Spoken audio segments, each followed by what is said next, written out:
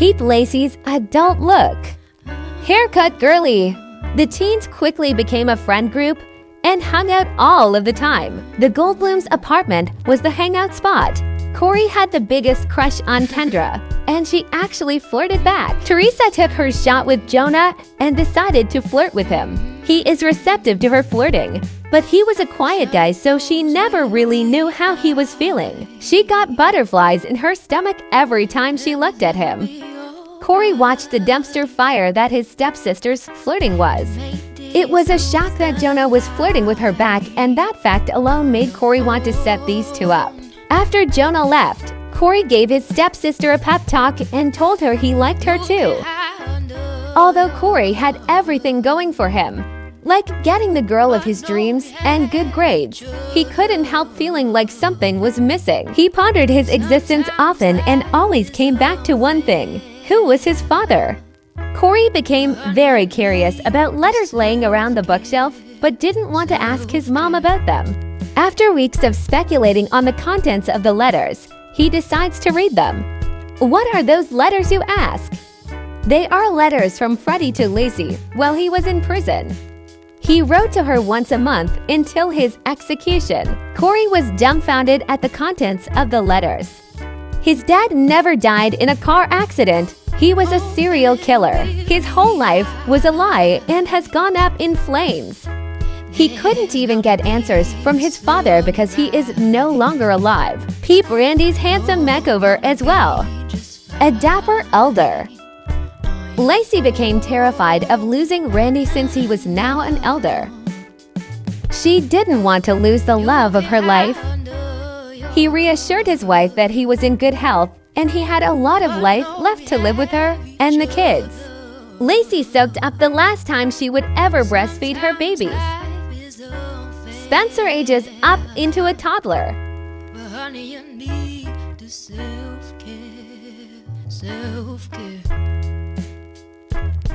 He is toy-obsessed and fussy. Teresa felt like she was on cloud nine whenever she thought of Jonah. She spent all of her free time emailing Jonah, and she desperately wanted him to be her boyfriend. Although Randy was getting up in years, he insisted on playing with Spencer like he was a young dad. His daughter had gotten the fun dad, so he wanted Spencer to have the same. Lacey tries to talk to her son, but he ignores her, feeling betrayed that she lied to him his whole life about who his dad was. Jonah and Teresa went on their first date. It turns out they are both extremely terrible at bowling, but they still had fun together. They watched the stars together and just talked about life. Even things as trivial as favorite colors or favorite animal, Teresa wanted to know everything. Randy's time is coming and he is terrified. Corey sits his mother down and tells her that he found the letters his real father sent her and he knows everything now. He's upset that she lied to them for their entire lives and he feels like he can never trust anything she says again. Lacey claps back and says she withheld the truth to protect them. Freddie was a dangerous man and she had to keep them safe. Corey refused to listen to reason and tells her he hates her. Okay, mister. Dramatic Corey. Corey sits his twin down and reveals his findings of their real father.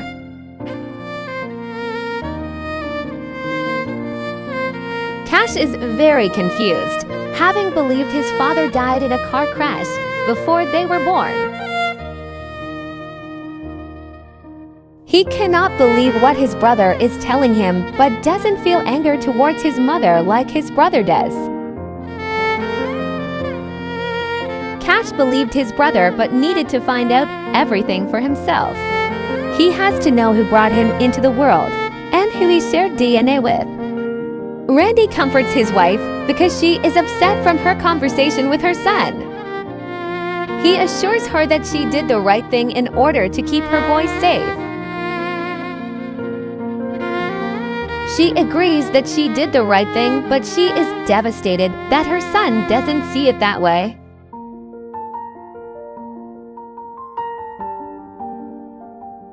She hopes that they can reconcile and move past this eventually, but gives him time to process this information. Teresa obsessively talks to Jonah to keep him interested. Cash does his own research on his father, Freddie MacArthur. He is blown away that this is his father, but he is intrigued to learn more about him, no matter how morbid it is. Corey does his research as well and is angry that his father did all of these terrible things. He took the lives of countless innocent women. He wishes he could do something to right his father's many wrongs. He wants to make sure that people like him don't see the light of day again. Corey relieves his stress by running in the early mornings. It helped clear his head, and the runner's high gave him strength. Randy taught his son everything he needed to know for later in life, like manners. He instilled important morals. Spencer would need to be a good man, knowing he would likely not be there. Corey began working out religiously, hopeful to be strong enough to take down. Teresa tries to ask Cash's advice on Jonah, but he isn't paying attention. Corey drinks coffee to be more alert, but it tastes horrid, and vows to rely solely on the runner high. Teresa dances with her little brother to get her mind off of Jonah. Lacey decides to write Corey a book of everything she desperately needs him to know about his father and her reasons for why she kept him a secret. She works tirelessly on the book. Spencer often calls his dad on his phone because he's always at work. Spencer wants his mother's attention, but she focuses on her book instead. Mom and toddler dance break. Teresa is having a crisis with not knowing whether Jonah likes her or not. Jonah is soft-spoken and doesn't give much away in terms of feelings, so this leaves Teresa with more questions than answers. She is an emotional wreck and just wants Jonah to like her back. Corey shoots his shot with Kendra because she's attractive and one of the most popular girls in school. He knows his brother likes her too, but he's not Kendra's type. He ignores his brother's feelings and listens to his own. He wants Kendra, and he would make sure that she liked him back. He asks her on a date to the bowling alley, and she accepts, telling him she was glad he finally asked her. Corey is actually pretty good at bowling, and this impresses Kendra. Kendra, on the other hand, needs to work on her bowling skill. Corey's flirting is turned up to 11, and he whispers to her that she is the most beautiful girl he's ever seen. For someone who has never had a girlfriend before, Corey is very suave and has a natural way with women once he gets that confidence boost. He's charming and knows exactly what to say. They look longingly in each other's eyes, and Kendra thought he was going to kiss her. Corey ruins the moment by tickling her, but the tension between the two was still palpable. They share their first kiss by the bowling balls. How romantic! He had different plans in his head for their first kiss, but couldn't stop staring at her lips. An upbeat song comes on, and Corey decides to seductively dance for Kendra. It was mostly just in an effort to make her laugh, but it made them both in the mood and wanting to pounce on each other. Kendra escorts them up to the bathroom at the bowling alley. Corey loses his virginity in the bowling bathroom showers that day, and it was the most glorious moment of his life thus far. Teresa goes to Lacey for some motherly advice about Jonah.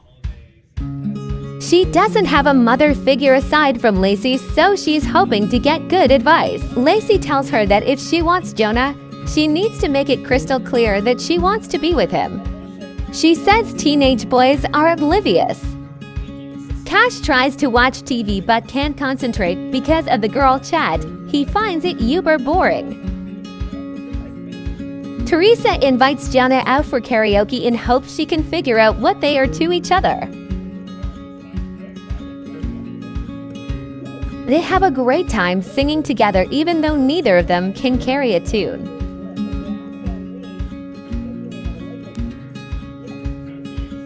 They sit down after singing, and she initiates the big talk she's been practicing in her head. She tells him that she is crazy about him and has been since the moment they first spoke. Jonah tells her that he feels the same way. He doesn't know how to tell a girl how he feels, and that he was taught tough love at his house. Teresa dances with Sammy in celebration of the giant leap she made with Jonah. Corey is applying to college, but is secretly thinking about enrolling in the police academy. Lacey spends some time with her youngest since he doesn't have a tainted view on her yet. Randy watches with sadness, not able to play with his growing boy anymore. Lacey sits down to finish her book to her son, and she finally thought of a title. She calls it Who Your Dad Is, and she hopes this will help Corey form his opinion on her.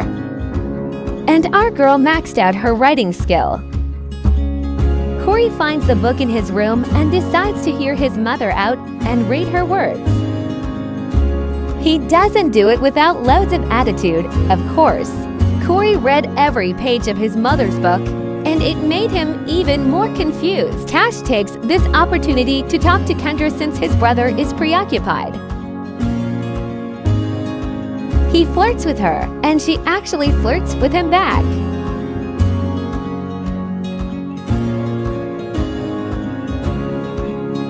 Cash was so hot for her. Teresa joins the conversation much to Cash's annoyance. They continue the conversation as a trio even though Cash wished he could get time alone with Kendra. He will find a way one way or the other to make Kendra his. He doesn't care if he has to hurt his brother in the process. His brother has been given everything, including the fortune his father left behind. Corey is finally ready to speak to his mother and, more importantly, forgive her. He knows that Lacey did what she did to protect he and his brother from a dangerous man, and he's very sorry he overreacted. Lacey is so happy that her son finally understands and tells her boy how much she loves him. He lets her in on a secret he's been hiding. He wants to be a police officer and catch guys like his father. Lacey thinks that is a very brave thing to do, and she fully supports him. Our 1960s heir, Will, has gone to the other side. Kendra suggests that they head to her father's cabin for some fun to cheer the boys up, and they eagerly agree. Kendra doesn't want Cash to fifth wheel it with two very loved-up couples, so she invites a friend from school to join, Annabelle Kessler. Cash was definitely not feeling it with her, and the feeling was mutual. Teresa was so excited to have someone on one time with Jonah, and they flirted constantly. Corey and Kendra always make everyone else uncomfortable with their constant public displays of affection. Jonah grills out for the gang, and that becomes his role for the trip, the chef of the group.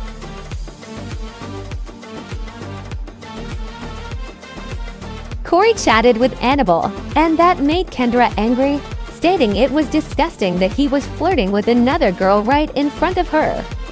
He tells Kendra in a fit of rage that he's going to become a police officer, and he would leave her in the dust.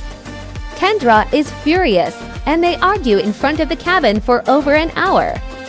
Cash psychs himself up in the mirror to shoot his shot with Kendra tonight. Kendra is annoyed that Corey is so emotional on their trip of fun and runs off. Teresa feels so nervous now that she and Jonah are alone together, and she fumbles over her words. Jonah is at ease and tells Teresa it's okay to be nervous. They both like each other, and nervousness is good. He tells her she is the best thing that has ever happened to him, and he's falling for her.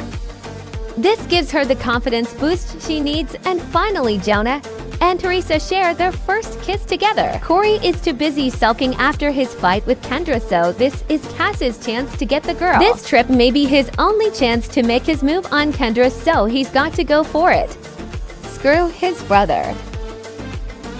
He pulls out all of his best moves to get Kendra to want him, and she's very receptive towards his advances. Corey shares with Annabelle that he wants to become a police officer, and Annabelle tells him that that's what she is pursuing after high school. Jonah asks Teresa to officially be his girlfriend, and she accepts happily. This is all she has ever wanted, and to say she was content would be a vast understatement.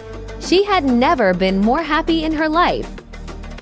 After so much build-up to their relationship, the sexual tension between the two chose be cut with a knife. The new couple decide to take the next step in their relationship and to lose their V cards to each other.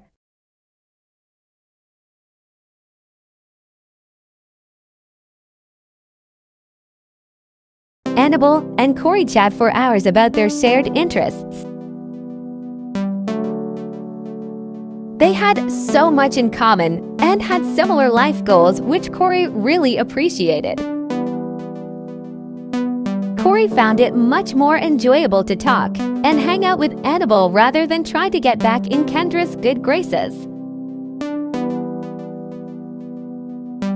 They would talk about their problems in the morning, but right now, Corey preferred to have good conversation and good laughs with someone who didn't berate him all of the time. Annabelle was an amazing storyteller, and Corey felt like he could listen to her speak for hours on end. While Corey was distracted with talking to Annabelle, Cash made his move on Kendra with suave dance moves.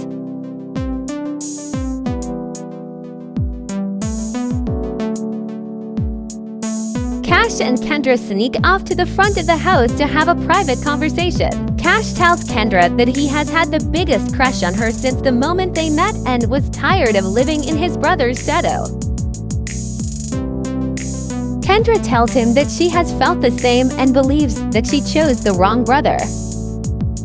Cash is so happy by this admission that he goes in for the first kiss with Kendra, and it is magical.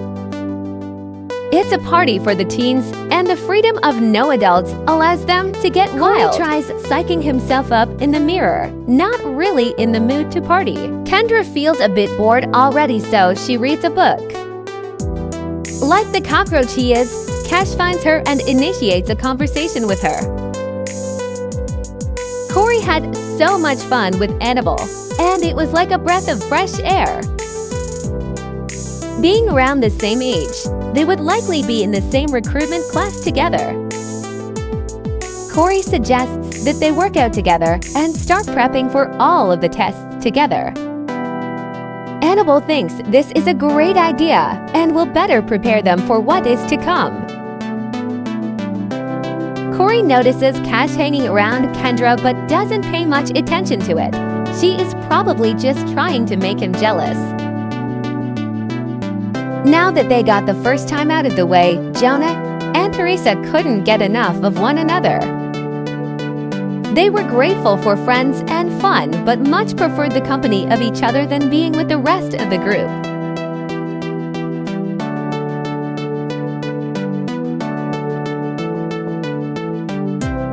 When Corey was asleep in one of the bedrooms, Cash sneaks off to find Kendra. He beckons her to the bathroom and seduces her to sleep with him.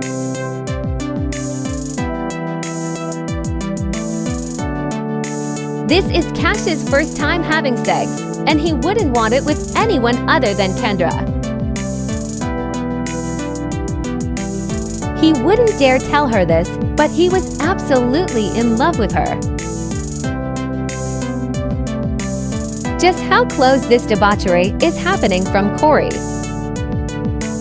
In the morning, Corey felt bad for the way things had unfolded the night prior with Kendra, so he apologizes to her and begs her to forgive him.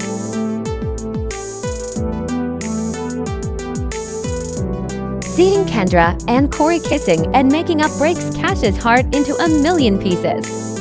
When would he stop being the second choice in his life?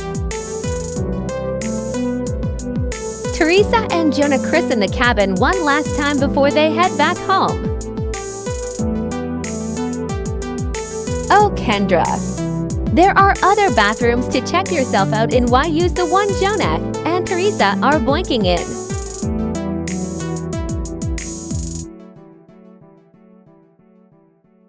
The kids return from the cabin experiencing a wide range of emotions. Carol comes to visit her daughter, and this is the first time this has happened since Will passed away. It's a bittersweet moment for them both. They catch up on their lives. Time has passed so quickly. Lacey gushes about her kids, but doesn't mention the drama regarding the twins' birth father, instead focusing on the plenty of good. Carol catches her up on her siblings. She should have stayed in contact with them and feels immense guilt. Randy bakes his youngest a birthday cake since Spencer is aging up into a child today. It is a big day for them both. This is likely the last birthday Randy will be present for, so he wants to make it special. He was happy to see another day but couldn't help the dull feeling of heartbreak growing with each passing day. Cash has had enough of hearing about how great Corey and Kendra were. He knew that it wasn't true.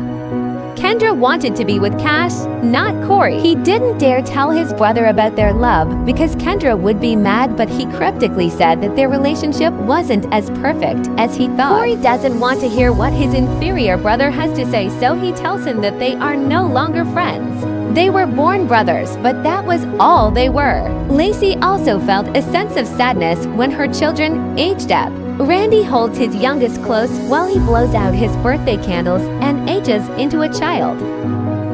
Happy birthday, Spencer!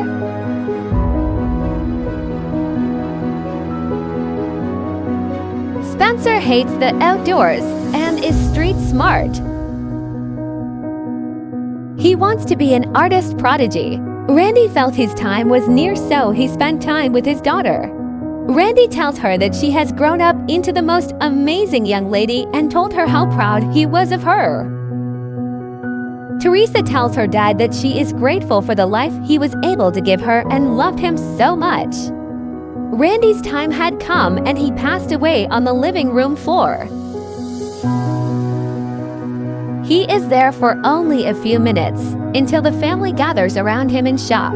Lacey feels as though a part of her has passed away. Randy was her better half, and she couldn't live on without him. Corey is saddened by his stepdad's passing, because he was the only father figure he's ever known. Teresa stands by her father and feels numb. This isn't like when her mother passed away. She was only a few years old.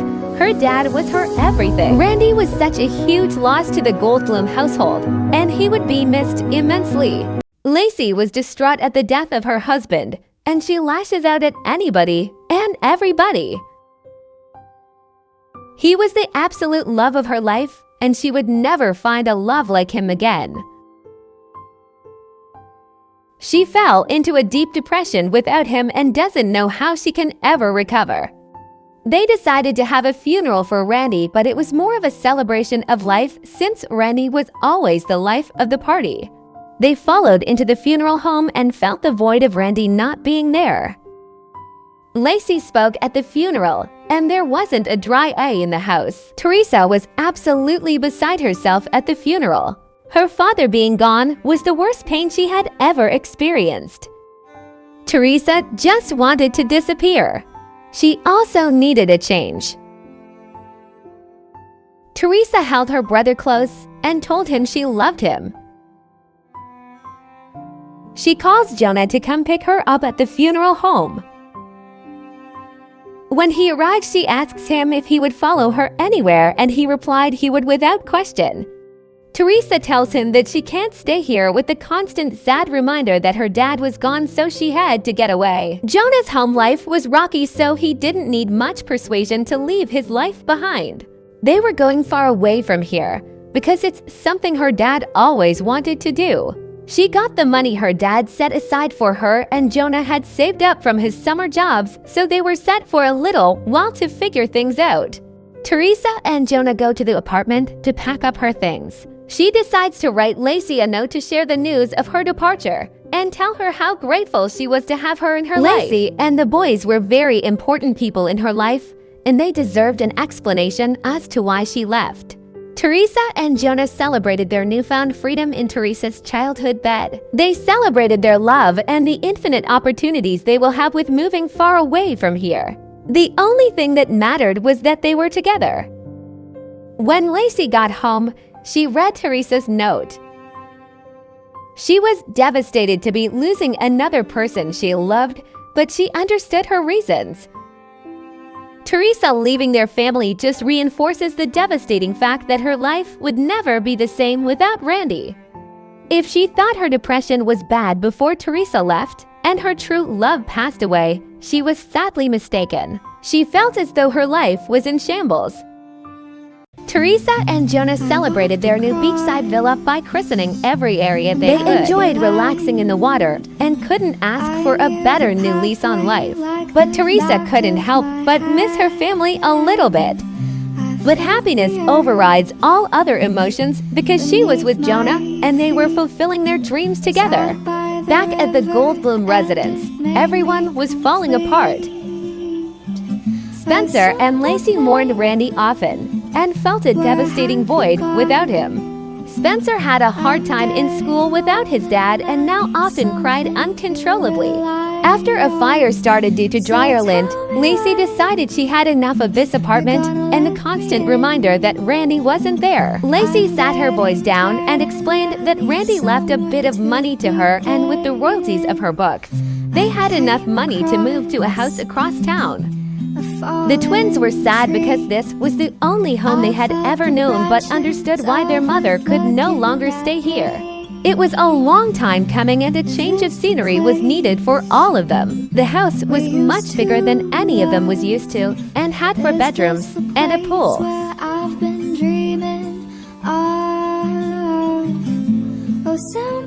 The twins had the basement all to themselves, but that would come with its own challenges since they were no longer speaking to each other. It was close to the local college, so it was perfect for the twins to live with Lacey while attending school, or the police academy for Corey.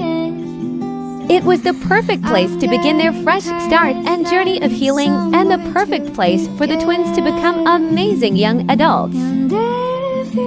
Lacey couldn't wait for all of the new memories she and her boys would make in this house. Corey wrote in his journal about how excited he was for the police academy and his future. He loved his new house and was happy with the direction his life was heading. Lacey played dolls with Spencer as a way to help him through his father's passing. Corey tried to check on his brother often, but Spencer didn't share his feelings most of the time. Corey orders pizza for the family for their first night in the new home. Lacey loved her new home and how happy it made her boys. But she still felt a void without Randy, and she often sulked in the pool when her boys were inside to spare them. Cash writes of nothing but Kendra in his journal, and he didn't really care where he lived. The pizza arrived, and they all gathered in the dining room to eat. The twins started arguing about their infinite differences, and that put a damper on dinner very quickly. Cash wanted to scream to the mountaintops that he belonged with Kendra, not Corey. This only made Lacey feel worse, and she wished her boys could just get along. Corey studied hard so he had good enough grades to get into the police academy. Cash and Spencer chatted about life while Corey did his homework to annoy him. Lacey had a book signing for her newest book, but she dreaded this for weeks. It was too soon after Randy's passing. A man named Reese approaches her at her book signing and praises her work and says he has read every single book. She is flattered but standoffish with him, feeling that it is disrespectful to her late husband. She does note how attractive he is.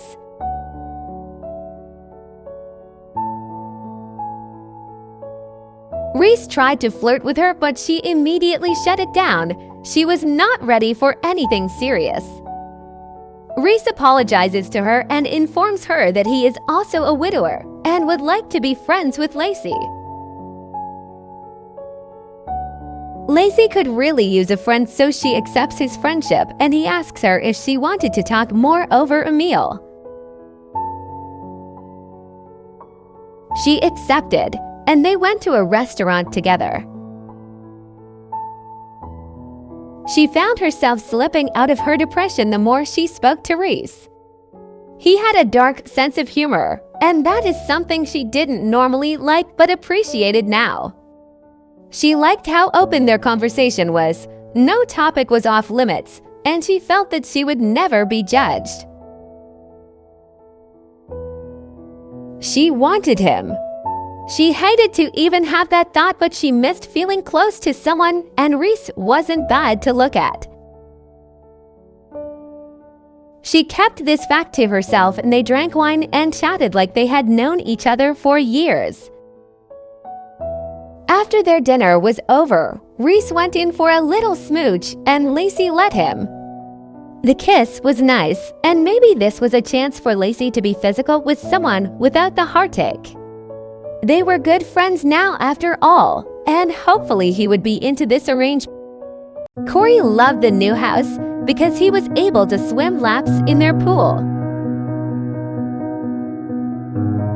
Kendra came over to see Corey but was met by Cash at the door. Kendra begged for his forgiveness about the cabin and that it was all a huge mistake. Cash told her he was hurt but he was in love with her and she was worth fighting for. She tells him she loves him too and suggests they date in secret until she can break up with Corey. Cash agrees to a secret romance as long as it's temporary. Cash seduces Kendra and misses touching her skin and feeling her lips on his. Corey feels famished after he swims laps and decides to cook out on the grill. Knowing that Corey is currently outside but could potentially come in at any time, the new couple sneak downstairs for a little rendezvous. Cash had never been happier in his life because he finally got the girl, and it was only a matter of time until she was only his. Corey and Annabelle stood true to their word at the cabin and began working out together every day after school. Corey was astounded by her dedication and determination to stay in shape and to become a police officer. He hoped to become half the police officer that Annabelle will most certainly become. Annabelle helped him stay on task when his mind would drift from anything but the academy. He found his eyes drifting, but only a little bit. She was an amazing person, and they wanted the same things in life. He was faithful to his girlfriend though, and would never act on any of these feelings while he was with Kendra.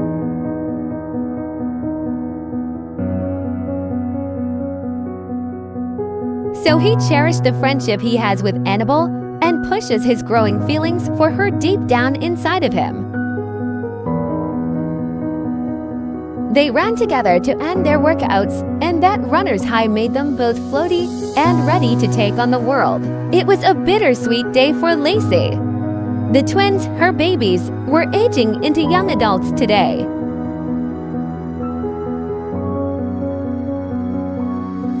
Happy birthday to our heir, our future police officer.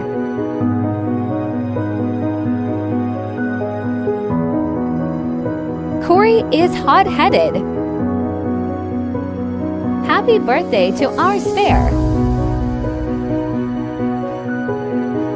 Cash is restless. Very fitting.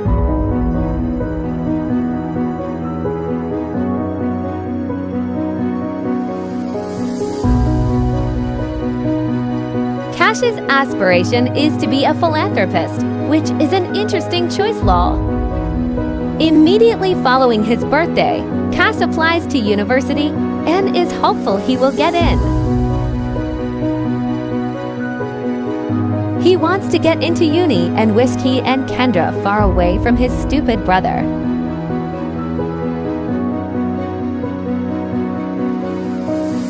Now that Corey was of legal age, he applied for the police academy. He had been waiting for this moment for years and was so excited this moment was finally here. Annabelle and Corey applied together because of all of their hard work together. Corey had no doubt in his mind that Annabelle would be the best cop. Lacey and Reese have been casually seeing one another. She has stopped mourning her late husband by using Reese's body to feel good, and she feels empowered. Corey shared the news of enrolling in the police academy to his girlfriend. She is enraged because he didn't discuss this with her first. Corey claps back and tells her this is his career choice, and he's setting them up for the rest of their lives. Kendra doesn't care why he's doing it. Being a cop is dangerous and an unsavory career. Corey doesn't want to argue about this anymore, so he tells her to leave and he goes on a run to clear his mind. Cass comforts Kendra after his stupid brother runs away. He suggests that they go to his room so he can properly make her feel better. While on his run, Corey realizes he should have talked to Kendra first, and he feels bad about it. Cash and Kendra have sex and don't have a care in the world. Things get a little messy and Kendra takes a shower before Corey returns home. Corey and Kendra are both stubborn and neither want to apologize first, so they stand there in silence for a while. They make up with making out because that's how they communicate. Poor Corey doesn't know where her mouth has been. Reese invites Lacey and her family out to lunch to get to know each other since they are seeing one another frequently. He invites his daughter, Kendra, along for the lunch. Kendra. Does she seem familiar? Corey walks into the lunch and notices his girlfriend sitting there. Kendra's dad and his mother are seeing each other. That's bizarre. Lacey knows Kendra well because of her sons. How did this not come up before? Cash walks in and immediately locks eyes with Kendra. Kendra excuses herself to the restroom. She gives herself a pep talk that everything is okay and that it is okay to love a set of twins. Kendra returns and acts like she is completely okay for her dad's sake. Lacey and Reese have playful, flirty banter during lunch, which makes their children very uncomfortable given the interwoven romance between them. Cash chats away to overcompensate for the awkwardness he feels. Cash excuses himself to the restroom and gives Kendra eyes to join him. This lunch and being around Corey has set them on edge, and they needed one another to feel at ease. Kendra and Cash hook up in the bathroom to set their minds at ease. Corey was none the wiser while his girlfriend was in the bathroom getting railed by his twin brother. Corey and Lacey partake in a heated discussion about the scary nature of Kendra and Cash return and fall into the conversation seamlessly. Cash felt on top of the world to have screwed Corey's girlfriend under his nose. Lunch resumes as normal, and the family actually mingles very well. Cash chats fervently with Kendra the rest of the meal. Not caring about his brother Corey does not like it.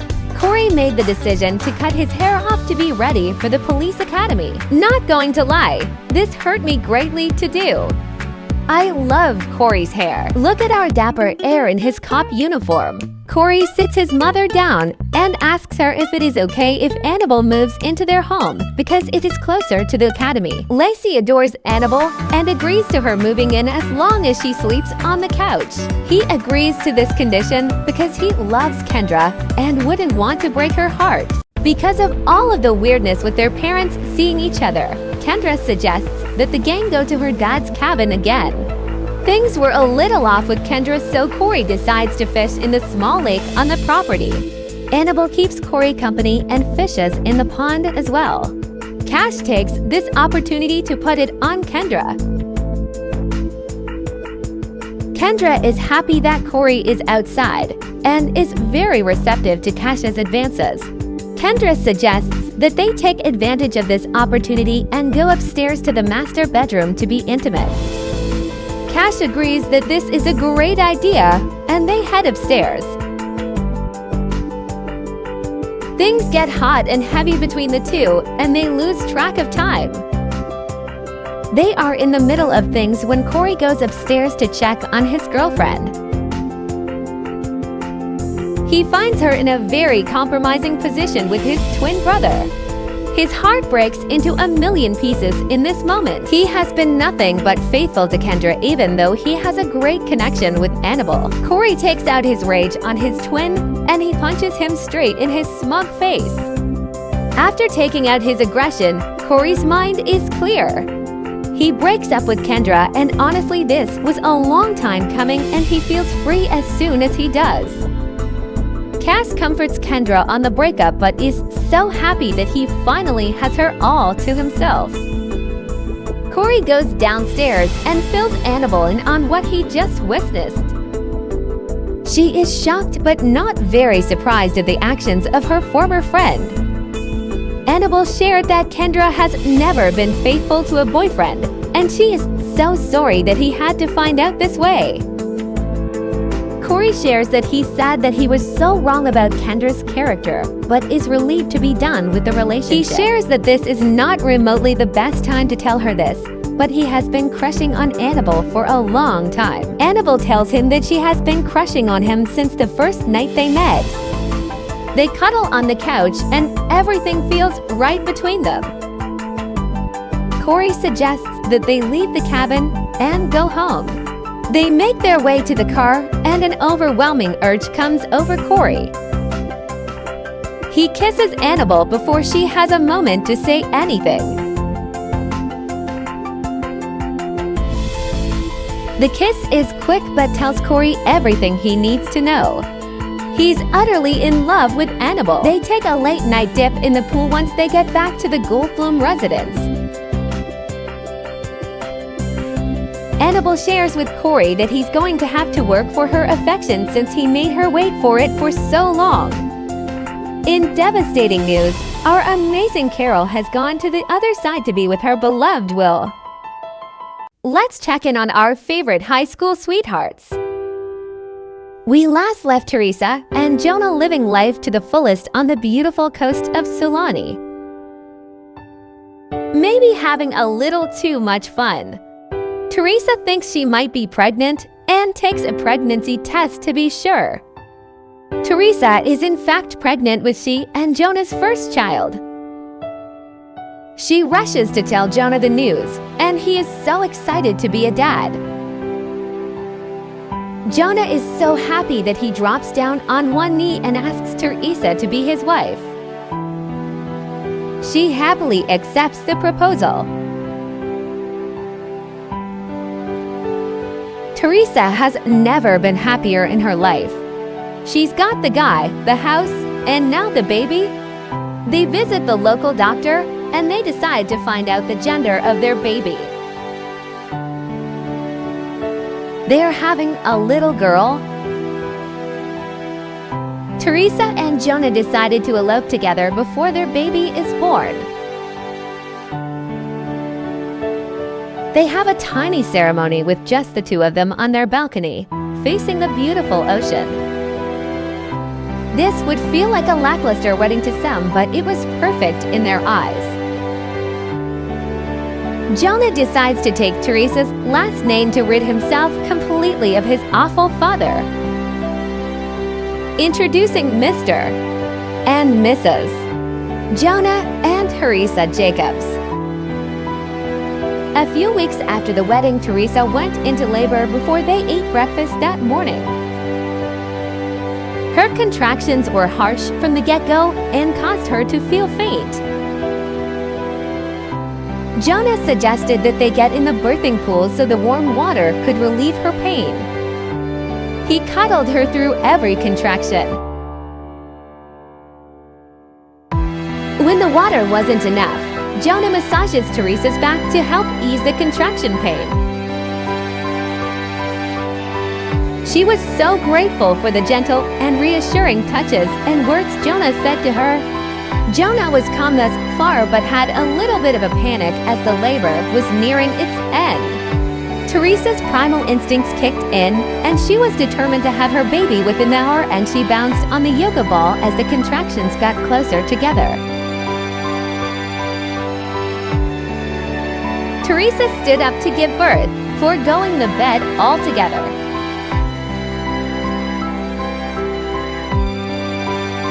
Jonah stood there in amazement of his incredibly strong wife as she brought their child into the world.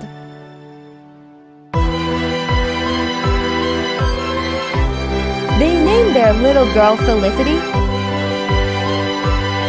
Another baby? Welcome surprise, baby Liberty. They were not prepared for 2 babies but felt so blessed to have double the love. They fell into an easy rhythm with caring for the girls. Teresa was beyond blessed to have Jonah as her partner in life and happy to bear children with her best friend.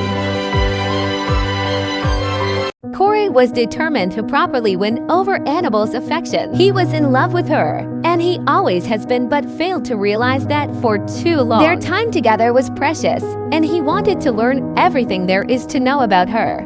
He had already wasted so much time trying to make it work with the wrong person that he didn't want to waste another moment not loving the person he potentially wanted to spend his life with. Dinner was nice, but neither cared for fancy dinners or nice locations, just the company of one another and the non-stop laughter between the two. He thankfully didn't have to grovel very much because Annabelle was just as in love with him as he was with her. After their first official date, they go roller skating together.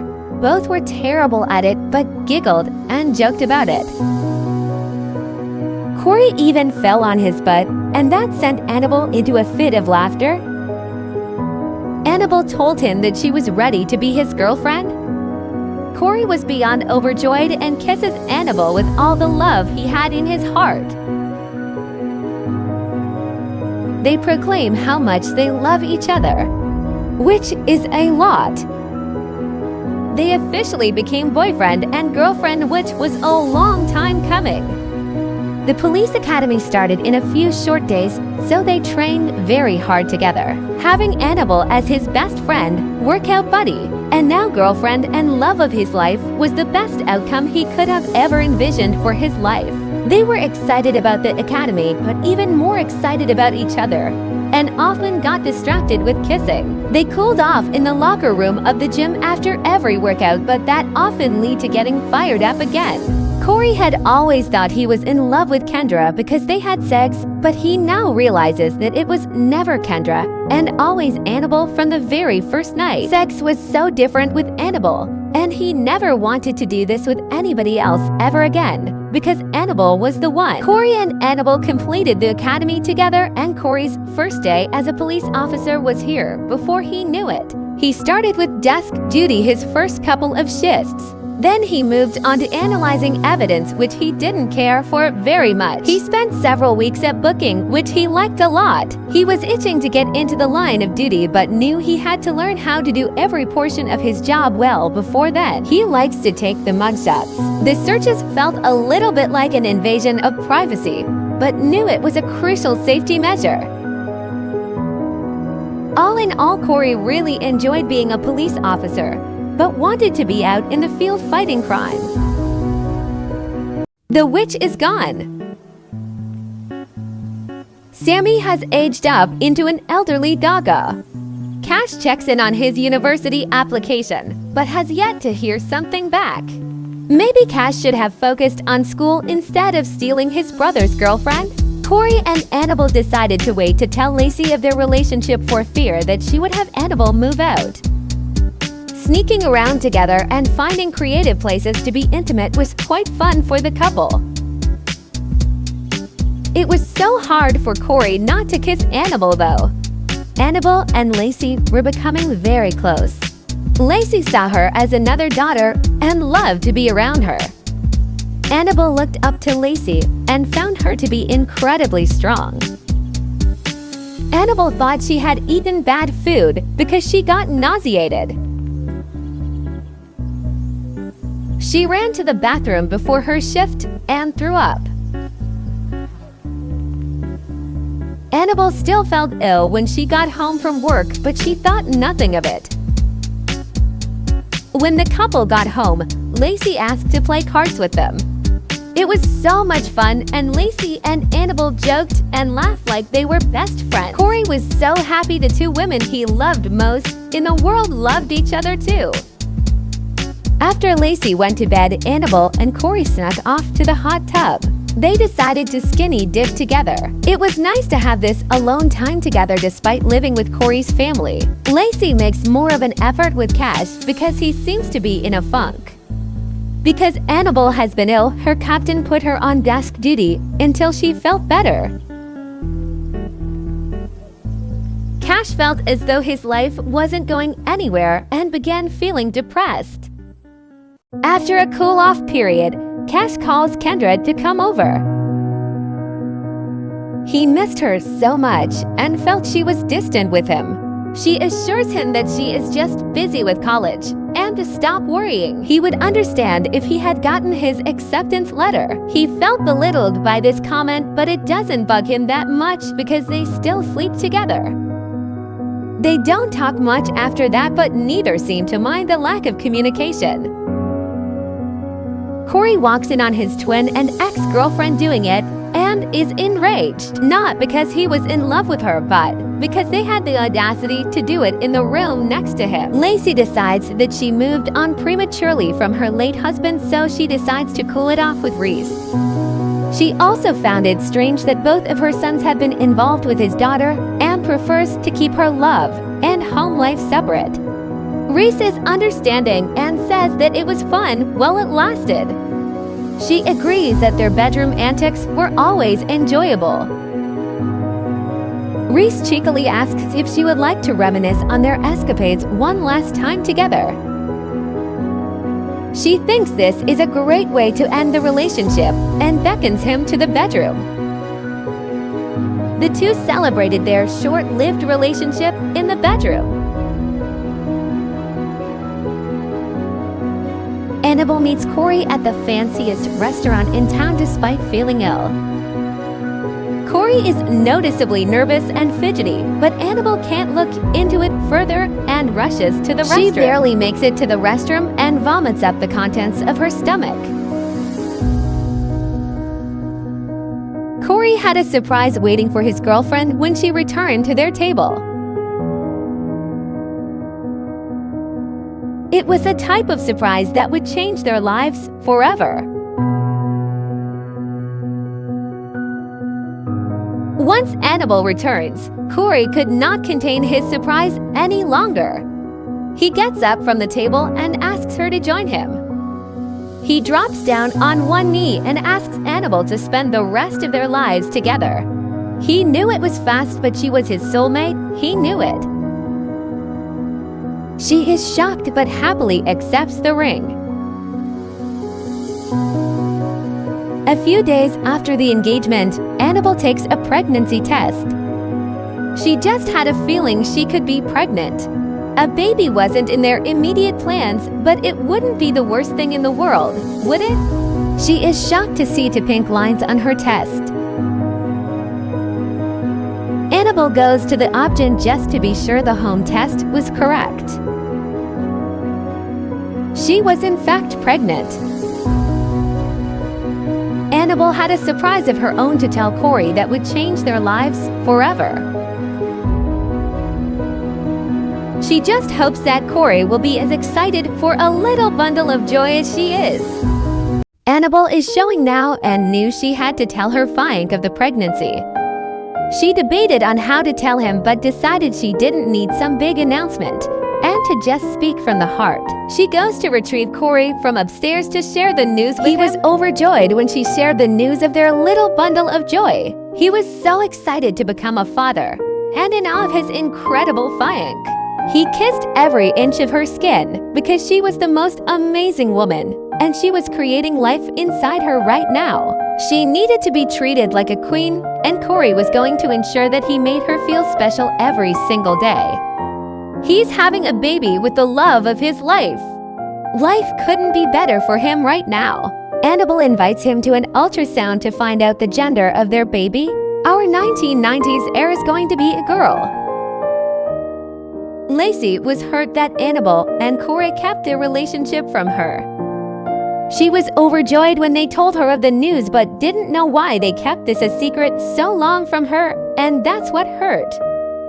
After finally receiving his acceptance letter, Cash enrolled in college and began going to the school library daily. While studying, a woman tentatively approaches him. Cash likes what he sees, so he introduces himself to her. Her name is Summer Grove and she is a first-year student like him. Cash is studying research and debate which is the same thing Summer is studying.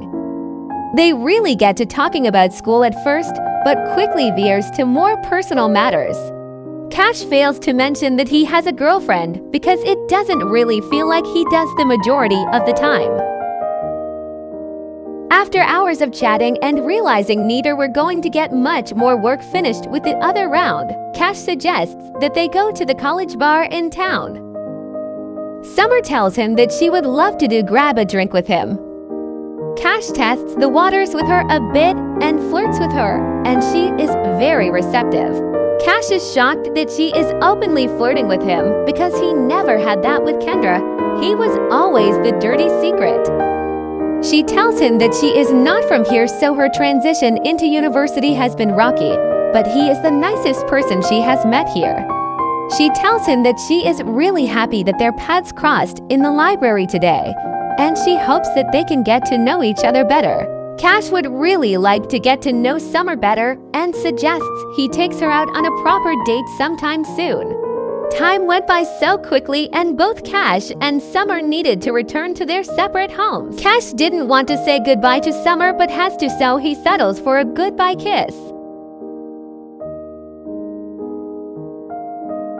Summer starts blushing and tells Cash she is happy that he kissed her. Cash wanted to kiss Summer again, but refrains because he remembers Kendra. They exchange phone numbers and vow to see each other soon. Cash is smitten with Summer. Cash wants to be with Summer and not Kendra, so he starts thinking seriously about breaking up with her. Let's check on Kendra and see what she is up to. She is very stressed out, but why? She is pregnant with Cash's child, but has yet to tell him. Corey and Annabelle's baby was growing quickly. Annabelle felt huge, but she was happy that their baby was healthy.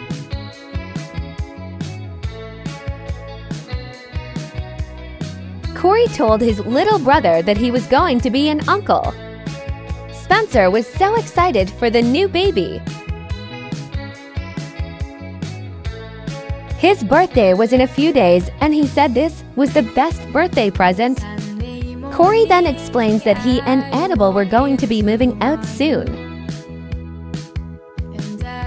Spencer was sad but understood they needed to build their own family. Lacey's littlest baby was growing up too fast, but she was excited to see the person he was becoming. Happy birthday to the youngest Goldblum. It's hard to believe he's now a teenager.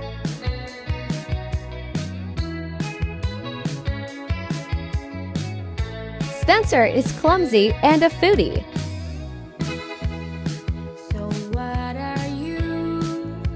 His aspiration is to be a master chef. As Annabelle's pregnancy progressed, the more her back began to ache. Corey loved to feel his daughter kick and couldn't wait to hold her in his arms.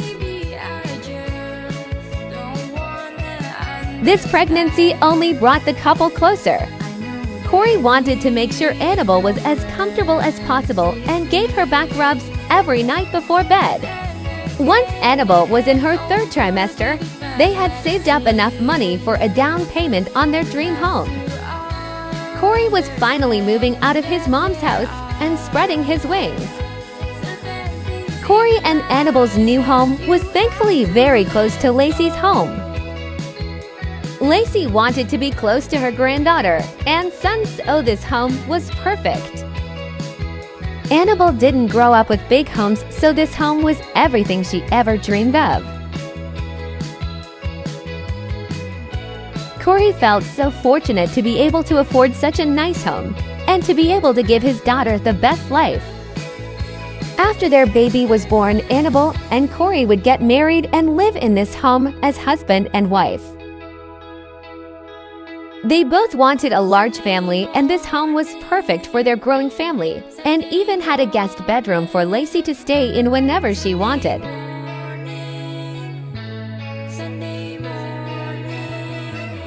Annabelle was very pregnant by the time they moved into their home. She waddled everywhere and was ready to give birth. Corey wasn't much of a cook, but he insisted on making dinner every night for Annabelle. She was already growing their daughter, so cooking was the least he could do. Annabelle often napped on the couch because her body ached. Corey would cover her with a blanket if she didn't want to walk up the stairs to their bed. Corey caught up on police duties while Annabelle slept. This is one of his dad's victims, and he is giving her ghost a citation. Cold Corey. He wants to be a detective fighting crimes so badly. Corey looked at the bulletin board full of leads for a serial killer every single day. He took notes and followed the case even though it wasn't his case. He wanted to bust people like his father. That's why he became a police officer in the first place. Instead, he was stuck in booking and mugshots. He did the monotonous day-to-day tasks of searching newly incarcerated people. He knew that he had to work his way up the ladder, but he didn't think it would be so tedious. He kept his goal in mind every day, but began loathing the simple tasks. He took out his frustration in the workout room of the station. He hit the punching bag repeatedly and imagined his life in 5 years. He would be the top detective who catches all of the bad guys, and he has a beautiful wife and a rambunctious little girl. His time would come. He just had to be patient. His hard work did pay off, and he was promoted. Annabelle made his frustration so much better as soon as he walked in the door after work. She was his saving grace and made him feel like he could do anything he set his mind to. He didn't deserve this amazing woman, but he counted his blessings every day that he got to love her. Annabelle insisted on cooking him a meal, but he made the perfect distraction in the kitchen. She ended up burning the meal, but neither cared. They were so in love and enjoying their new home in every way they could. Annabelle tittied up in the shower, and the warm water felt soothing on her aching body. She would fall asleep early most nights due to the exhaustion of growing a human. Corey spent hours researching the cases that weren't even his. Researching these cases gave him a purpose and helped him get through the trivial nature of his lower-level position. He would come to bed hours after Annabelle fell asleep, exhausted yet rejuvenated with interest for policing. He cuddled into Annabelle and would always fall asleep quickly. Annabelle would wake up early and have a craving for cereal. She would tiptoe downstairs, careful not to wake up Corey, and eat several bowls of cereal. This was an every early morning occurrence for weeks.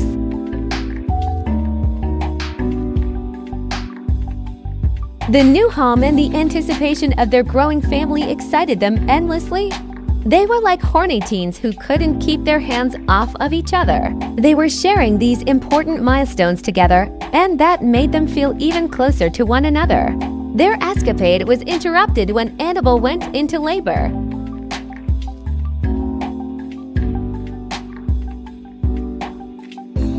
They were having a baby today. Annabelle uses the breathing exercises she learned to help her through her contractions. Her contractions are wicked, but she embraces them because each contraction is getting her closer to meeting her baby girl.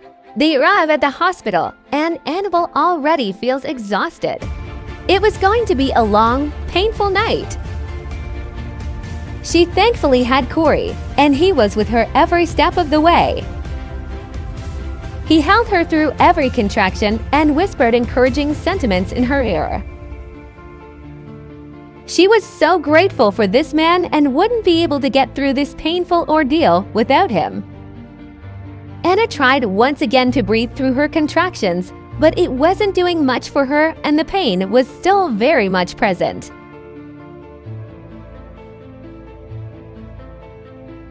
Corey gave her back massages in hopes to relieve some of her pain. It helped some, but the pain was growing with each contraction. The doctor checked her and baby's heart rate, and thankfully both were doing great. Another doctor joins them in her hospital room to determine how dilated she was. Annabelle is more than halfway through her labor with only 4 centimeters left to dilate. Her doctor encouraged her to get up and move. This could encourage labor to proceed more quickly. Anna does as recommended and goes for a stroll around the exterior of the hospital. Corey takes this opportunity to make a microwave meal in the hospital cafeteria. He was starving.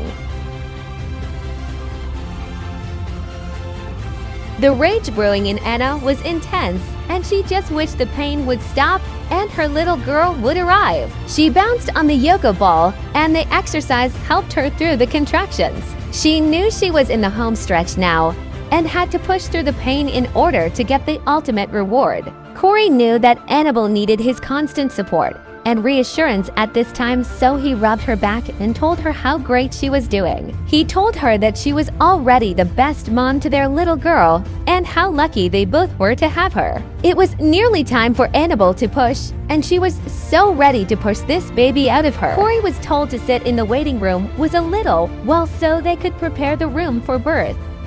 Her anger turned into fuel, and she was so ready to start pushing and meet her sweet girl. Her doctor checked her one last time to make sure she was fully dilated so she could start pushing. Indeed, she was fully dilated after 12 hours of labor. Annabelle pushed with the little energy she had left in her. She was so close to meeting her child, and she focused on that. The pain was intense since she opted out of an epidural, but she was responding to her body's cues. This is what her body was made for, and she was bringing life into the world. Corey was her biggest cheerleader as she was pushing. He held her hand and kissed her forehead and told her how great she was doing. She's here, our 1990s era Maya Goldblum. Annabelle knew all of the hard work she has endured had been so worth it the moment she heard her sweet Maya cry. Their baby girl was perfect in every way, and she couldn't wait to love her for the rest of her life. Annabelle felt so blessed because she now had 2 loves of her life, and her heart has never felt so full. Corey was astounded by his fiancé's strength and resilience and couldn't believe they made the tiny baby in Annabelle's arms. Anna was utterly in love with her little Maya. She was made for motherhood and dreaded the thought of going back to work. Since Annabelle was breastfeeding, Corey made sure to cook healthy meals to keep up her strength. He actually really started to enjoy cooking and loved to try new recipes. If Maya was asleep, Annabelle would keep Corey company while he cooked, and they chatted. It became harder to make time for romance and simple conversation with a newborn in their home. They knew it was important to remain close and lean on each other for support. Maya was fast asleep, and it was a godsend for Anna and Corey that she was a good sleeper. Corey took this opportunity to attempt to be intimate with his fiancé. They had not been together since the birth of their daughter, and both desperately longed for the other. They ventured to the shower and took a very steamy shower together. They had to get creative on where they could do it so they didn't wake up Maya. Corey was such a doting dad and absolutely loved being a father. Every free moment he had was spent holding Maya, kissing her or changing her diaper to make Anna's life easier. His life was changed for the better with Maya in it. Life was great for Corey, and he couldn't imagine life getting any better than this. He dreaded going to work and leaving his girls every day. Annabelle held down the fort every day when Corey left. She loved when he was home, but also loved the bonding time she got to have with Maya when he was gone. Anna got her all to herself for 9 months while Maya was in her belly and hated sharing her miracle. They bonded during breastfeeding, and Anna was thankful for that. Lacey and Cash visited Corey and Annabelle's home to meet Maya. Cash was thankful to get out of the house since he and Kendra had a newborn of their own. Lacey was in grandma bliss. Cash was unhappy with his relationship with Kendra and tried to revert back to his old ways of stealing women who were with his twin. Annabelle, of course, declines this sleazeball. Anna and Lacey catch up on all of the drama in their family. It was so nice to have Lacey here with her since her own mother was never around. She hoped to become half the mom that Lacey was. Once Cash left, Lacey shared the toxic environment her home had turned into since Kendra moved in. Cash did the noble thing and ended things with Summer, but he had been very unhappy since then. After eating, Anna felt nauseous. She ran to the bathroom and threw up the contents of her lunch. Lacey was so happy to see her twins be good dads. After several days in a row of vomiting, Anna knew something was up. She had a sneaking suspicion that she could be pregnant yet again. She takes a pregnancy test to be sure, and this test feels even more nerve-wracking for her. The test comes back positive, and she feels very overwhelmed. They are going to have 2 children under 2 years old, and that was terrifying. She was just a little excited though for Maya to have a sibling. Anna informs Corey of the pregnancy when he gets home from work. Corey is absolutely over the moon to have another baby to shower with love. Corey and Annabelle decide to get married before their newest addition makes their rival.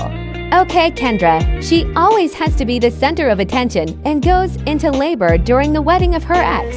Corey had been waiting for this day for such a long time and was blessed to finally be able to marry the love of his life. Annabelle hadn't planned on getting married while being heavily pregnant, but none of that mattered to her anymore. Her heart was so full with love and admiration for her now husband. She felt like the luckiest woman in the world and like she hit the jackpot in the husband department. Since the wedding was impromptu, they didn't have a honeymoon planned, but instead would celebrate their nuptials by being a family of four soon. They didn't need a fancy ceremony or a big and extravagant honeymoon. They had each other and their babies, and that was more than enough. Introducing Mr. and Mrs. Corey and Annabelle Goldblum. Teresa and Jonah surprised Corey by attending their wedding. Corey was so excited to see his sister, and they catch up on their lives. Look at our beautiful, very pregnant bride. Lacey kept Kendra company during the reception since Kendra refused to go to the hospital until after the celebration. The newlyweds couldn't stop kissing each other during the reception, more in love than ever. Lacey was so happy to officially have Inna in the family, even though she already felt like a daughter. Corey is unbothered about his girlfriend being in labor with their second child. He basically avoided her at all costs. The reception was officially over, and they escorted Kendra to the hospital. It is time for Maya to age up into a toddler before her sibling makes their arrival.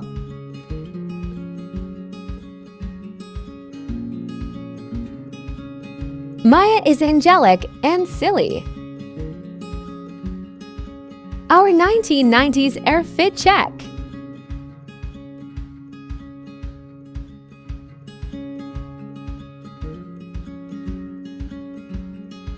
Isn't she the absolute cutest?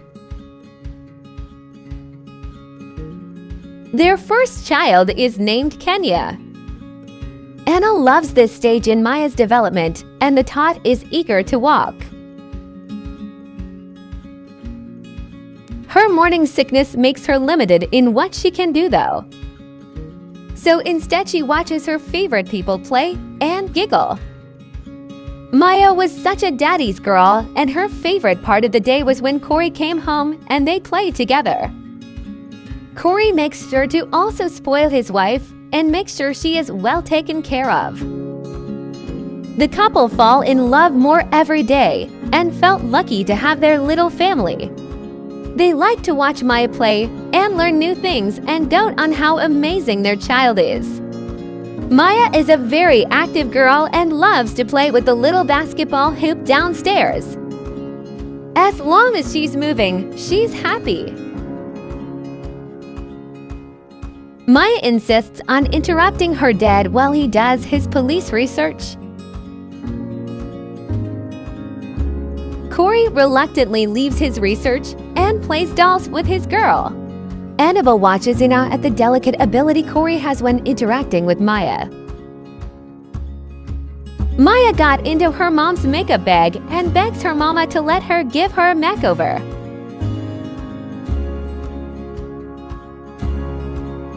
Annabelle could never say no to that little face, so she sits on the floor and gets made over. Maya, the makeup guru. Maya never stops moving and is constantly on the go. She is a busy girl and loves to jump away in her own personal trampoline. Annabelle reflects on all of the great things she has in her life and feels so grateful. A rare sighting, Maya's sleeping. Anna reverts back to her pregnancy craving and sneaks downstairs to get a bowl of cereal. But she's pregnant, so it's allowed. Anna read some literature on having two young kiddos because she was getting nervous on how to navigate that. Annabelle showers her baby with love since she is nearing the end of her second pregnancy. In a few short weeks, Maya would no longer be her only baby and Maya wouldn't be an only child anymore. It broke her mama heart to share her love with another baby, but also excited to see her girl be the best big sister. Maya was so excited for the new baby and couldn't wait to be best. Anna went into labor on her due date, not a day sooner. She tried her hand at breathing exercises again with this labor, and this time it seemed to really calm her. Annabelle and Corey rushed to the hospital, and doctors informed her that she was already fully dilated. They were rushed into a delivery room within the first few minutes of arriving. Having a 12-hour labor with Maya was such a contrast to this speedy delivery with this baby. Corey coached her through the pain and had her focus on her breathing.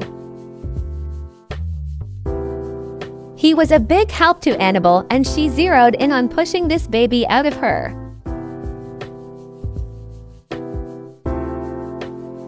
Corey was infinitely proud of his incredible wife and watched in awe as she brought their second child into the world. Baby number 2 is a girl, Rhiannon Goldblum. Annabelle's hard work paid off, and they were blessed with another beautiful baby girl. Their family was complete, and Maya had a baby sister to dote on now. Corey was a girl dad, and he couldn't be happier. Rhiannon wasn't latching properly at first, but Anna stuck with it. She had gained more weight with this pregnancy and felt self-conscious about her body. Anna was determined to get back to her pre-pregnancy weight and feel comfortable in her own skin again. She was so out of shape compared to how she was fresh out of the academy. She was going back to work in a few short weeks and needed to be in tip-top shape for her return. Literally finally sleeping. Anna was a few days away from her return to the force, so she spent every waking moment with her baby. She felt incredibly selfish for deciding to go back to work with Rhiannon being so little, but it was time. On the morning of her return to the force, Corey wakes Anna up with a little fun. She really didn't want to leave their bed that morning, but she had a job to do. Maya woke up extra early the morning of Anna's first day back to work. She didn't want her mommy leaving her side and wished they could still play all day together. Maya gave her mama so many hugs before she went to work. It broke Anna's mama heart to leave her big girl, but she knew she was needed back on the force. She gave her daughter one last big hug and told her she would see her that night. Corey was staying home for a few weeks to keep normalcy for the girls. He wished his wife a great first day back at work and told her how proud of her he was. Anna told her husband she loves him. Corey tells her he loves her back and kisses her goodbye. A disgruntled employee at the Pelican restaurant came locked and loaded to his place of employment. The catalyst to this event was his girlfriend dumping him and not getting a promotion. He opened fire on everyone at the restaurant. It was at closing time and only the employees were present, but every single employee was either injured or killed. In a span of 13 minutes, 24 people were injured, and 16 of those were fatalities. The man fled the scene after the pain he inflicted, and he began his journey on the run. The man knew he messed up big time and could only run so far, so he would go out guns blazing. Anna was the first officer on the scene after an anonymous call placed the suspect at the boat docks. She was determined to catch this guy since it was her first day back, and she had everything to prove. She reached the scene before her fellow officers and decided that public safety was in jeopardy if she didn't go search for the man on her own. Corey and Rhiannon spent some quality time together, and this time was precious to Corey. He didn't get one-on-one time with his youngest often. Before Anna knew it, the man came out from the shadows and shot her before she could pull out her weapon. The man was obviously unhinged and cried as soon as it happened. Anna was angry that she had been hit. The man fled the scene once more, and Anna was too incapacitated to follow after him. Annabelle fell to the ground. Her injury was so severe, and she was losing blood quickly. She was wounded, and she knew that if help didn't come quickly, she would be on the news that his wife was in the hospital with a gunshot and in life-saving surgery. Annabelle was in and out of consciousness during the ambulance ride and was terrified she would never see her husband and kids again. They successfully removed the bullet from Annabelle. Anna was so happy and relieved that she survived the wound, and she was going to be okay. She waited in her hospital bed for her husband to scoop her up in his arms and tell her everything was going to be okay. Before Anna could speak, Corey crashed his lips onto hers. He has never been more happy to see his wife. This had been the scariest day of his life. Corey was so happy to see his wife up and moving. He engulfs her into a hug and whispers how much he loves her and the happy life they will have. Suddenly, Anna goes limp in her husband's arms. Corey screams for a doctor, but it was too late. Anna had succumbed to an embolism from surgery. Corey was inconsolable as he stood over his wife's body on the ground. He just lost the love of his life and the mother of his children. How was he ever going to move on? How was he ever going to heal from this irreplaceable loss? Corey wished she had just stayed home that day, and he was the one to get shot. Rest in peace, you beautiful soul. Annabelle will truly be missed. Corey felt deep sadness and anger at the loss of his wife. It hurt him to have to tell Maya that her mama wasn't coming home. Maya came down the stairs expecting to see both her mama and daddy, but only saw her dad. She looked at her dad curiously, and it took everything out of Corey not to bawl in front of her. He told his oldest child that Mama wasn't coming home and was now in heaven. Maya didn't quite understand her mama was gone, but was so sad that she was never coming home. She would never see her mama again or hug her or play with her. Corey clung to his youngest daughter. She was the last piece of Anna that he had.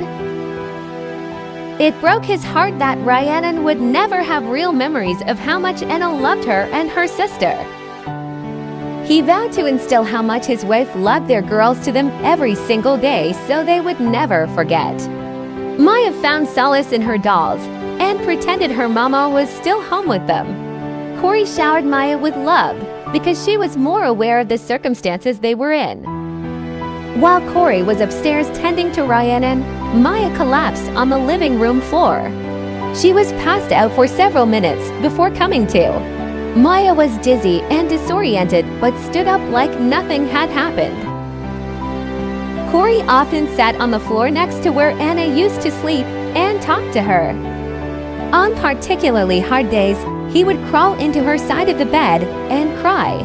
The pillows still smelled like her, and it was almost like she was still there with him. After her fainting spell, Maya's health continued to deteriorate, and she often slept for most of the day on the couch. Something was seriously wrong with Maya. A bittersweet day came for the Goldblum family of 3. Rhiannon was aging up into a toddler, and Anna wasn't there to celebrate her daughter growing older. Rhiannon is angelic and independent, like her mama was.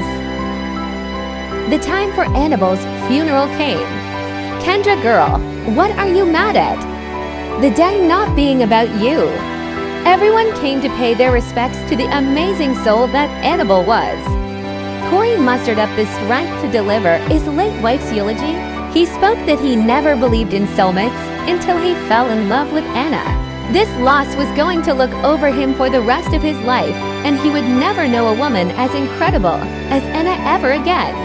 There wasn't a dry eye in the house. Maybe except Kendra, but she's heartless, so it's expected.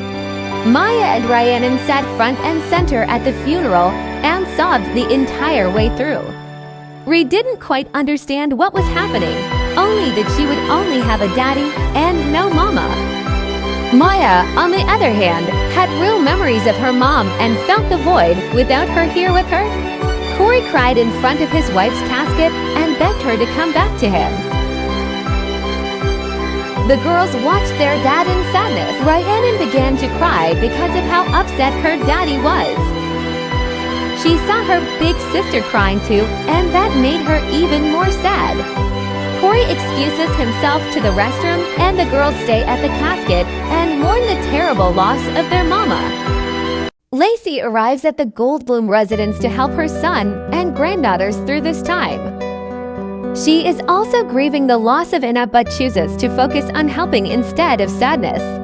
She knows the pain of losing a spouse and wants to be there for her son. Corey confides in his mother how devastated he is and how hard it is to get out of bed. Corey knows he needs help, so he decides to ask his mother to move in temporarily. Lacey was hoping he would ask. She's growing older and wanted to spend her golden years with her son and granddaughters who needed her the most. Shortly after moving in, Lacey ages up into an elder. This is a moment that used to terrify Lacey, but she has lived a long life full of ups and downs and now can live her last days with her family. Happy birthday to this queen! Maya's condition was worsening and she felt ill every second of the day.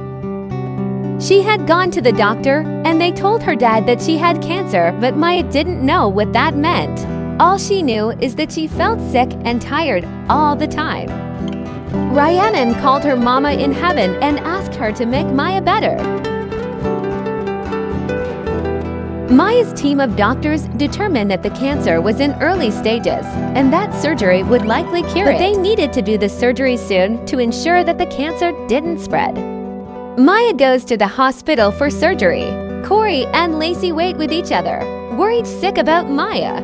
Corey confides in his mother that he is terrified and cannot handle another loss in his life, especially not his baby girl. Thankfully, the doctors were correct and the surgery got rid of the cancer. Maya is cancer-free, thank God! Lacey gave Corey a break and she gave her granddaughter a bath once she was home from the hospital. She didn't let it show in front of her son, but she was so scared to lose Maya and scared of what it would have done to her son. Corey tried to sleep, but nightmares fueled his dreams. How did his life take this crazy of a turn? Maya felt better than she had in a long time.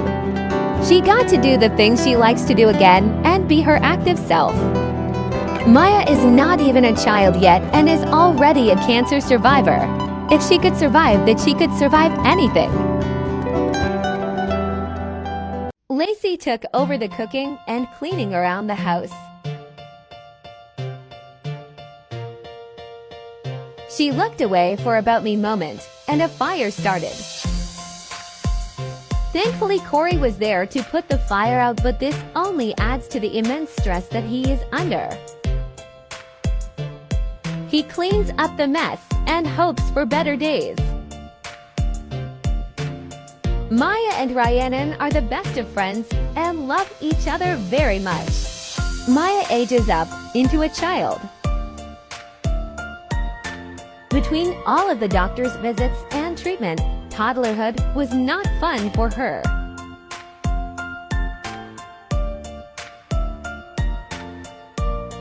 Maya is a perfectionist, vegetarian, and neat. Her aspiration is to be an honor student. As you can see, sickness has struck Maya again. But until then, Maya child fit check.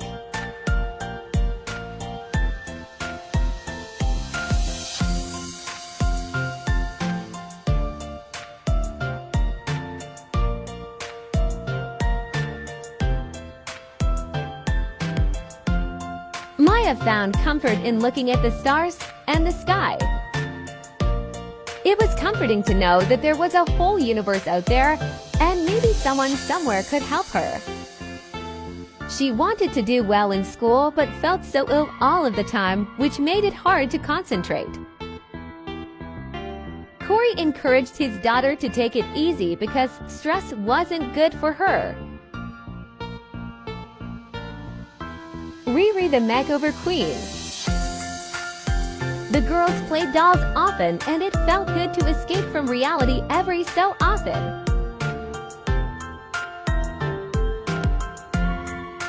Maya was feeling particularly ill and needed to see the doctor. Corey accompanied his daughter and was terrified the cancer was back. While at the hospital, Maya began choking and was rushed into emergency surgery. It was touch and go for a while, but she survived the ordeal. Maya distracted herself by signing up for Girl Scouts. Lacey gave Rhiannon a bath, but her mind was on her oldest granddaughter and whether she was going to be okay. Maya's cancer was back, so Corey set up a hospital bed with equipment in her room to make things easier. She had not started her cancer treatments yet, so she was exhausted. Lacey watched over her, terrified something would happen to her if she looked away. Rhiannon lived in ignorant bliss because she didn't understand the gravity of Maya's situation. Corey wasn't taking his daughter's diagnosis well and cried himself to sleep every single night. He couldn't do this without his wife. Maya chose to focus on the things that she could control, such as her grades. She made sure to get straight A's and studied in between her treatments. She was determined to survive and thrive in the academic world once she was better. Maya's trips outside to look at the stars were few and far between because of her dizziness. Lacey cooked her baby boy a birthday cake, but she didn't really feel like celebrating. It was hard to believe that her twins were aging into adults today. Happy birthday, Corey. He blows out his birthday candles and wishes for health and happiness for his girls, but especially his oldest in her time of need. Maya celebrates her papa's birthday and braces herself for her final round of chemo. Maya read every book that her family owned while she was administered her chemo. The books she read distracted her from the scary uncertainty of her life. She hoped that her life would turn out like one of her books and she would get a happy ending. She knew she had so much life to live and she would do so much good for the world if the chemo works. Maya began wearing a bonnet to cover her growing hair loss. Losing her hair upset her, but she knew that it was only hair and it would grow back. With Corey at work and Maya either at school or chemo, Lacey tended to the home. Rhiannon often rocked on her horsey and watched her grandma tend to chores. Housework was tedious, but she felt grateful to be able to help her son and granddaughters feel a sense of peace and stability. Rhiannon liked to wait for her big sister to come home in her room because she misses her when she was away. Lacey and Rhiannon became very close and often leaned on each other for laughter and love. But Lacey couldn't shake the feeling of dread in her heart. Rhiannon felt it too, even though she didn't have a solid grasp of what was actually going on. No matter what she was feeling though, Lacey always put food on the table and plastered a smile on her face. It's what her family needed, and she was happy to be their rock in this time of need. Rhiannon got into her mama's old makeup bag and decided to give herself a little makeover. She liked all of the bright colors and how they looked on her little face. She looked so silly but loved to experiment different looks with her mama's makeup. When Lacey saw her, they both had a good laugh. Lacey quickly became Rhiannon's favorite person, and they were like two peas in a pod. Lacey loved her boys, but knew she would have loved having a girl. Maya felt exhausted and sick after her treatments.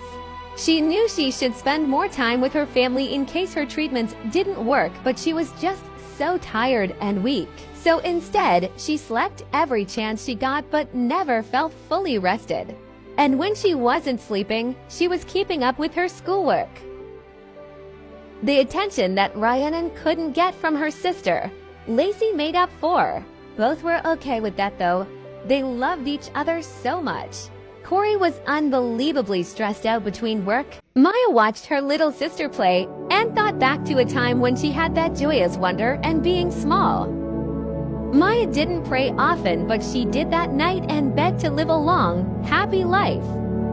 Thanksgiving rolls around and Maya is starting to feel better, so she sets the table for this exciting occasion. Travis and his dad were coming over, so that made the day even more special. Lacey cooked a Thanksgiving meal and was thankful to have her family.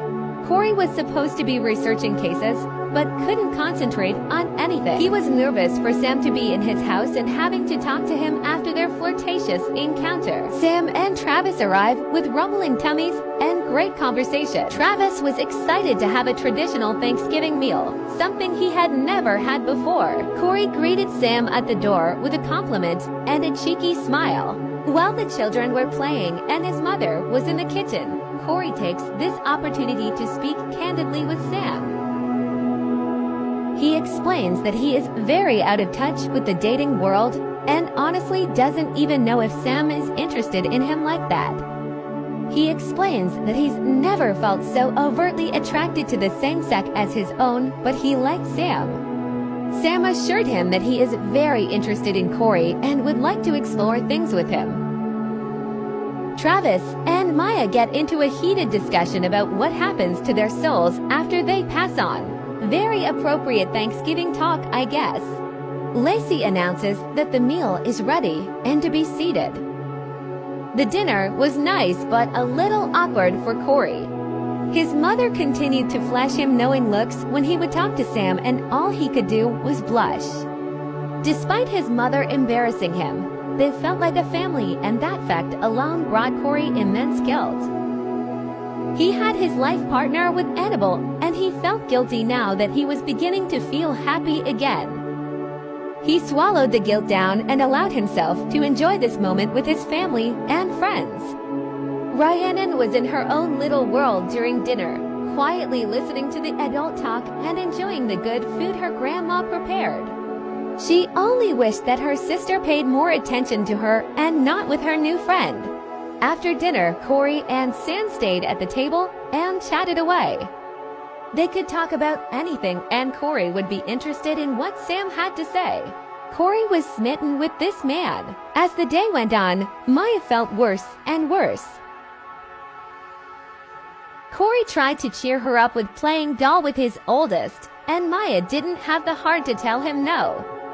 Travis and Maya talked with Sam while the rest of the family cleaned up. Maya thought the Gilmores were so interesting. Maya drank some orange juice in hopes that it might help her feel better to no avail. Lacey could tell something was off with her granddaughter, but Maya assured her she was just tired. Maya was scared that this is what dying was, and she desperately hoped that she wasn't. While in the bathroom, Maya passed out. She hit her head against the bathtub and was out cold for Maya comes to after a few minutes of unconsciousness. Corey was panicked when he saw his daughter on the floor. Corey explains that they need to go to the emergency room and be examined. Maya knows that this is the right thing to do, but she is scared that she will never come back home. Corey hugs his oldest girl and assures her he will do everything in his power to protect her. Corey would never let his daughter in on his inner thoughts, but he is terrified that this is the end, that he will lose his daughter in the foreseeable future. They head to the hospital in hopes to get answers as to what is wrong with Maya. Lacey stays at home with Rhiannon. She provides comfort and love for Rhiannon because this is such an uncertain time. Maya was rushed into emergency surgery due to a tumor in her brain. It was touch and go for a while, but the surgeon successfully removed the tumor. Maya still had cancer, but the surgery improved her chances of remission. Corey had never been so scared in his life, but was so grateful that this surgery gave Maya a new lease on life. His daughter was likely going to live a long time. Lacey visited her granddaughter and was so happy her grandbaby was okay. She is happy to see her Maya girl survive in her final days on this earth. Lacey explained to her little granddaughter that her sister had to be operated on, but she is okay and will live for many, many more years. Corey was happy to see his youngest. He found comfort in her named Joy. Lacey and Corey rejoiced over the outcome of Maya's surgery and her prognosis. Travis came to visit his best friend, scared that she was going to leave him alone in this world. The sound of her best friend's voice is what brought her out of her coma. After being released of wires and tubes, she hugged Travis so tightly. She assured him that she was going to be okay. Sam came to the aid of Corey and celebrated Maya's surgery outcome with him. They kept up appearances for the people around them, but Corey was happy to have Sam with him. When the waiting room cleared out, he allowed himself to be comforted intimately by Sam. His touch felt so good, and he wondered if life could get any better than it was right now. He had an amazing guy, and his daughter was getting better. After Maya returned home from the hospital, it was time for Rhiannon to age up into a child. Rhiannon watches her grandma bake her cake, and she anxiously waits to blow out her candles. Such a cute little cherub waiting to be a child. Lacey can barely contain her excitement of a birthday after so much sadness. Here is to better times for the Goldblum family. Happy birthday to our youngest Goldblum descendant. This birthday was a symbol of new beginnings for this family. Rhiannon was excited to be able to keep up with her big sister. Happy to see another of the children growing older with no complications. I love the role of traits, so satisfying. Rhiannon is calm, a goofball, and an introvert. She wants to be an artistic prodigy. Corey exhales a breath of relief for new beginnings and health for his girls. As Maya gained her strength back after surgery, Travis was determined to keep up. They played at the park close to her house after their dads fell asleep. Their dads would never left them out after dark, but Maya wanted to live her life now that she was likely going to have one. She wouldn't want anybody else other than her best friend by her side to celebrate her new lease on life. Since Travis was not in the clear yet, he got winded very quickly and suggested they play chess instead. Maya was fine with that. Nurturing her brain and keeping it sharp was just as important to her as her physical health. She silently hopes that Travis gets better too, not able to envision a future without him in it. After chemo was over, Maya's hair slowly started to grow back. She was so happy to look and feel like a normal kid. She hasn't felt that way as long as she could remember. Lacey got her wish to see Maya overcome cancer, but her time has come. She finally gets to be reunited with her true love, Randy. We will miss you, Queen. Corey was the one to find his mother before going into work.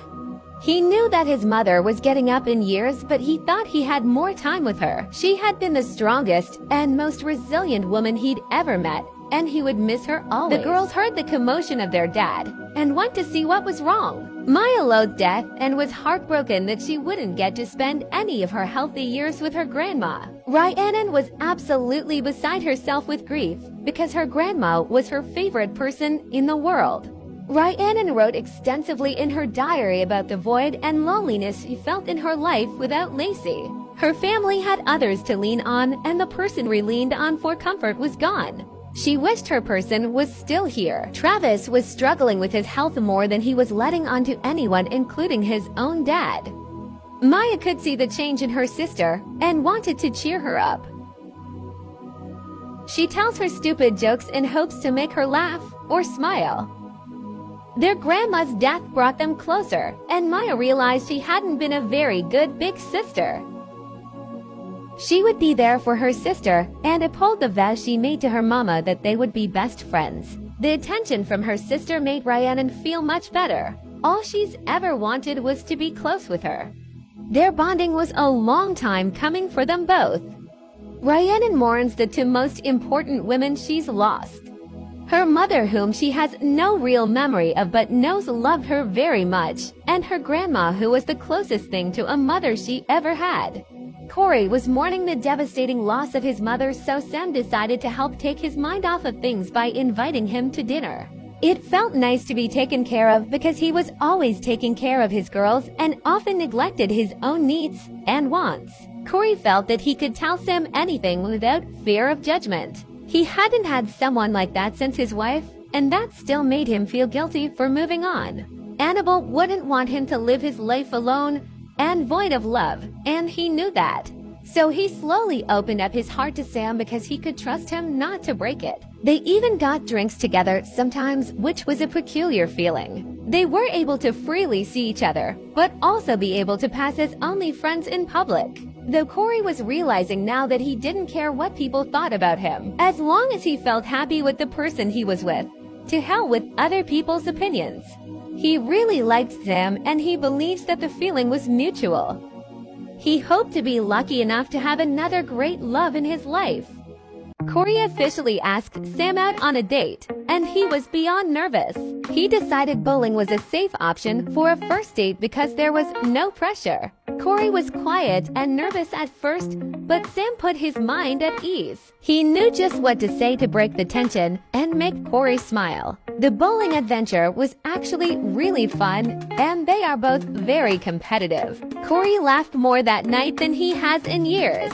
He wanted to kiss Sam but was too nervous to make the first move, so he waited for Sam to kiss him, but it didn't happen. A few weeks later, Sam asks Corey out on a date at a fancy restaurant. Somehow, Corey was even more nervous for this date because it was fancy and official. His mind was fuzzy, and he could barely think straight, the nerves very much affecting him. They sat quietly until the waiter came to take their order because he didn't want to make a fool out of himself. Corey felt like he forgot how to flirt and turned into a dirty comment that Sam wasn't receptive to. Sam didn't let him feel embarrassed though, and he carried the conversation like nothing had happened, which Corey was grateful for. He felt safe and heard with Sam, and slowly his nerves disappeared and the conversation flowed. Corey ended up telling Sam about the embarrassment that was his first relationship and the love triangle with his twin brother. He chuckles and informs Sam that the joke is on his brother because they now have 2 kids and a loveless marriage. The wine at dinner made him feel more at ease and better able to communicate with a beauty like Sam. He clung onto Sam's every word and watched the way his lips moved with every syllable. After dinner, Sam surprised Corey with a beautiful rose, and Corey's heart was beating out of his chest. Finally, Sam made the move and went in for the kiss. Every fiber of Corey's being was on fire, and he counted his blessings that he finally was able to feel Sam's lips on his. Corey invites him back to his home, and Sam agrees happily. The conversation only got more flirty after they arrived at the Goldblum residence. Sam suggests that they continue their night in the bedroom if Corey is comfortable with that. Corey wanted to be intimate with Sam so badly but was beyond nervous since he had never been with a man before. He swallows his nervousness and agrees that their night should continue together in bed. The feeling of Sam's body against his own was a feeling that he couldn't describe but couldn't get enough of. He intertwined his fingers in Sam's curls to steady himself and remember his moment forever. The two men had sex for the first time that night in the guest bedroom. Corey couldn't bring himself to invite Sam to the bed he once shared with Anna. The sex with Sam was not like anything he had ever experienced before, but he wanted more. Corey felt like a new man after everything was said and done. He felt so close to Sam and felt himself falling fast. The transcendental sexual experience he just had probably sped. It was Maya's birthday today, and she oddly felt apprehensive about aging up. She didn't think she would live this long. She calms herself by doing some laundry. Corey was at work, so Sam bakes Maya's birthday cake since he was already at the home. Maya doesn't know what to wish for since she already has everything she could ask for. She was likely about to be cancer-free, and she was surrounded by the best people. Happy birthday to our strongest girl, Maya.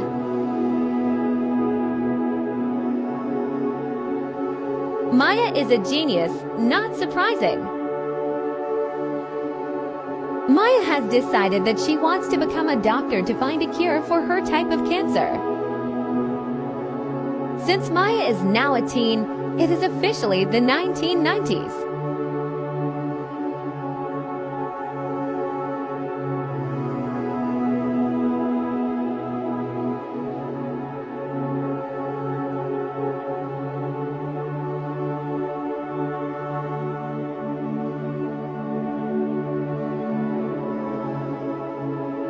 Maya gets a head start on her high school homework.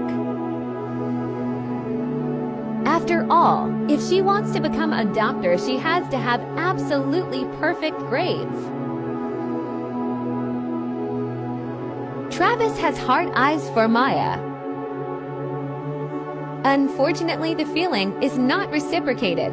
Travis has been in love with Maya since he was 8 years old, though he would never admit it to her. He thought she was the strongest and most resilient woman he's ever met, and admired her desire to live. She was his favorite person in the entire world, and wished he had the guts to tell her how he felt. Rhiannon was a creative little girlie who loves to draw anything that appeared in her mind. Maya was so ready to be done with chemo. The doctors are confident in her prognosis and tell her that after this round of chemo, she should go into remission. As happy as she was for herself, she worried for her best friend. She knew Travis had too much pride to say so, but he was giving up hope. He was weak and exhausted, and he feared that the chemo wasn't working like it was for her. She was determined to give him a reason to keep going. It was selfish, but she couldn't live life without Travis. He was the only person who understood her mind and soul and understood the trauma of childhood cancer. They go to their favorite spot, and they talk about going to college together and living in a dingy apartment. She suggests that they play chess to keep Travis's mind sharp. She loved him so much, just not romantically. She didn't want to ruin the sacred bond that they share because it was a once-in-a-lifetime connection. She had to keep hope alive inside of him, and if that meant flirting with him every now and then, so be it. Maya couldn't live without Travis, and frankly, the world would be much more bleak without him in it. So she tries everything in her power to pull him out of the depression he was in and talk about the future like he had won. Rhiannon slowly healed from the loss of her grandmother. Escaping to her imagination was a great coping mechanism for her. Both Maya and Rhiannon fell asleep early most nights. Maya because chemo was kicking her butt, and Rhiannon because she played so hard during the day. Corey and Sam took advantage of this and played house. They had yet to tell their kids of their romantic relationship, but that only added to the fun. Corey even allowed their intimacy to occur in the bedroom he once shared with Annabelle. Sam was falling head over heels in love with Corey and was grateful for meeting him when he did. Okay, Corey. That is a bold choice to be fixing the dryer, but as naked, but you do you, boo-boo.